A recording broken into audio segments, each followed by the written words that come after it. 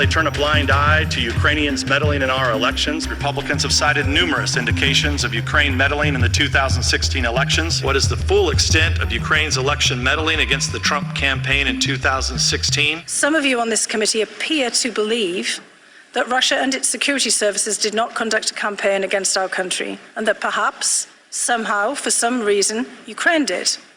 This is a fictional narrative that has been perpetrated and propagated by the Russian security services themselves.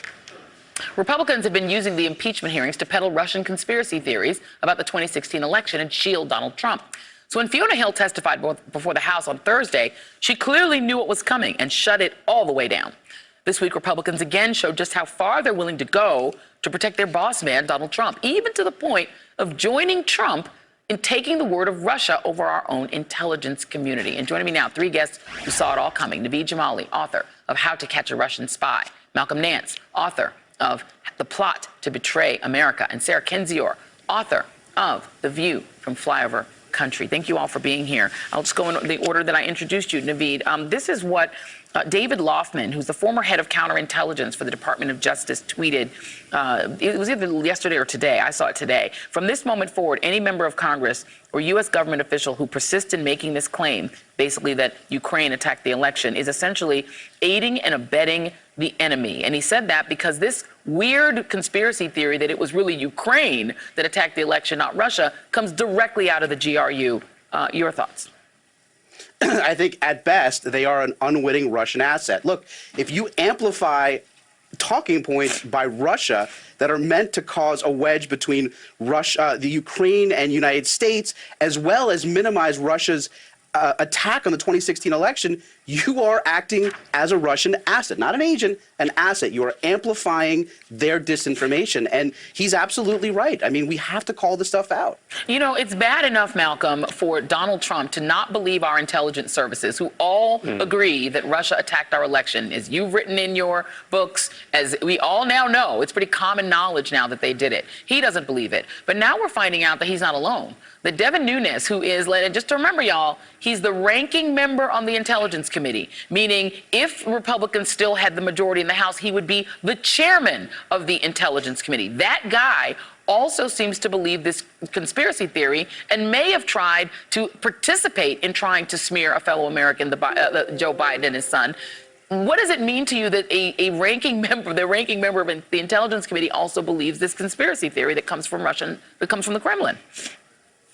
I believe that he knows it's a conspiracy theory that comes from the Kremlin. I think he's comfortable with working with information that comes with the Kremlin because he believes, like all of the other Republicans believe, that what comes out of Donald Trump's mouth, that they must follow, almost in lockstep like the dictator that he's trying to be. They do not care about the Constitution of the United States. And I will say that flatly because their sworn oath to protect and defend this nation. This man, Devin Nunes, has access to the exact same intelligence the President of the United States does. They don't believe it for personal political reasons because they have no problem splitting America up into a 60-40 nation where 40% rule as autocrats over the other 60%. That means the Constitution is a piece of paper that they would rather rip up or cut into segments rather than defend this country at all costs. The Russians set this whole thing up. We all know it started in 2016. We have been warning for 3 years, and now we find Donald Trump believes it in his heart. The words of a ex-communist dictator, KGB officer, rather than any person in America. We're in danger with the way these people are thinking. And, you know, Sarah, you know, what people don't understand about nations that are corrupt, because Americans have lived in kind of the luxury of believing we have an eternal democracy that's protected because of this piece of paper, the Constitution. But corruption itself is what starts autocracy, right? When you have a state party that is itself allowed to become corrupt, whether financially corrupt or corrupt because they're beholden to the autocrat in question, the whole system starts to be undermined. You now have other members of the United States Congress. Marsha Blackburn, United States Senator, Moscow Marsha started trending on Twitter because she participated in attacking Lieutenant Colonel Vindman, a the man wearing the uniform of the United States military as he's testifying and accusing him of being the whistleblower, you now have members of Congress who are participating in attacking fellow Americans for Donald Trump. Yeah, you're right.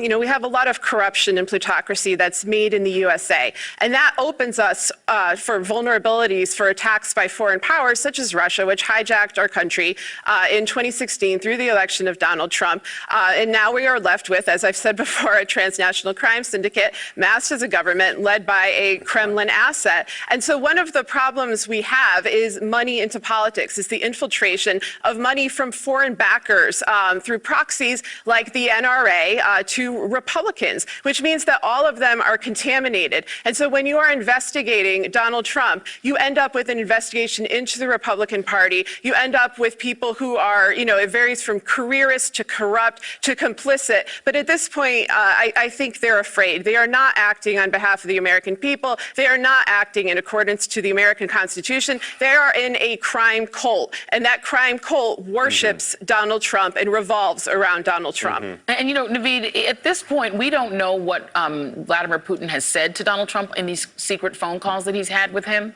But is it possible that Donald Trump now takes his beliefs in the world from the president of Russia?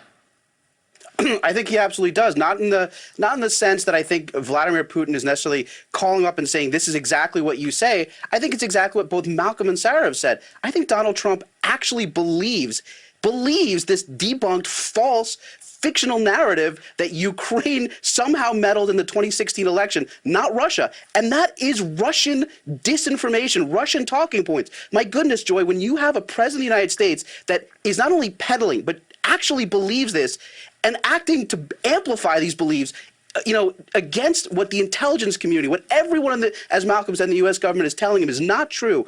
What do we call that? He's acting as a Russian asset. I mean, he's amplifying talking points put together by the Kremlin.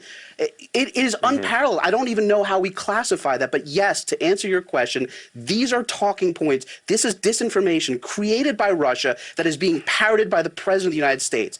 I don't know what else to call it. And Malcolm, you write in your new book about the fact that the Republican Party has now been subsumed by this. What do we do if the state party, the president's party, is participating in this rather than fighting this kind of endemic corruption? Well, I mean, what we have to do is we have to call it out. And I'm sorry, we have a party that is now running a primary.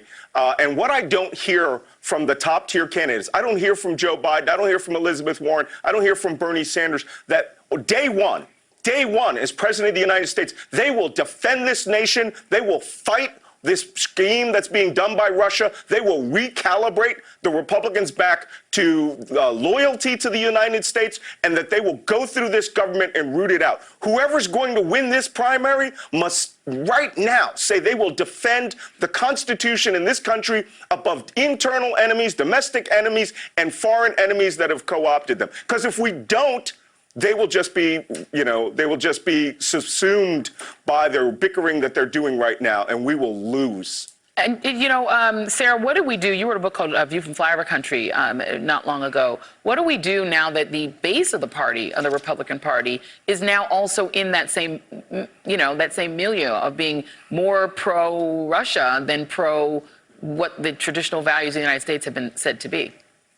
It's deeply troubling. The first thing we need to do is be honest that this is even happening. We need to be straightforward. We need to tell the truth. We need more hearings. We need more presentation of evidence. We need less false both-siding for no particular reason other than to, assuage people's insecurities. And we also need accountability from our officials. We need to take a hard look at how we got into this position, because it was not just the Republicans being corrupt or Trump being corrupt. It was institutional failure. Our agencies have let us down. The people who are supposed to protect us let us down. And so what we need to do is examine the roots of those mistakes, learn from them, move forward, and bring accountability to the American public, because that is what the American people deserve. Yeah, and before I go, I know we're out of time. I have two Navy veterans sitting here, and I have to ask you guys very quickly to comment on the fact that Donald Trump is now saying that he's going to reverse, the ruling on a man who was convicted of war crimes. Very, very quickly, Naveed and then Malcolm. What would it mean if he were to do that? If he were to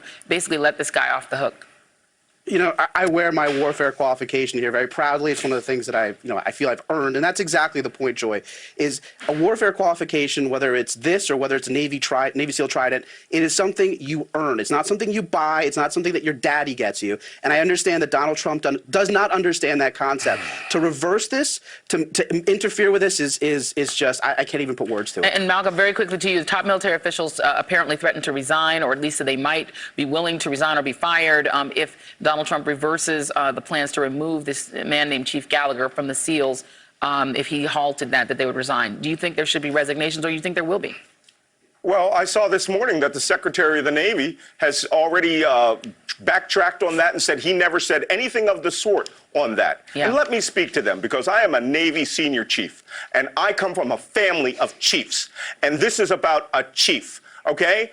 You have to stand for my Navy. You need to defend our institution. The President of the United States is using undue command influence, and there is not a chief in this Navy that would allow that without saying something to the wardroom. So I expect the Master Chief Petty Officer of the Navy to throw his anchors down and stand against this, or you can all resign. Said very clearly, Naveed Jamali, Malcolm Nance, Sarah Kendzior. Always great to talk to you guys. Thank you very much.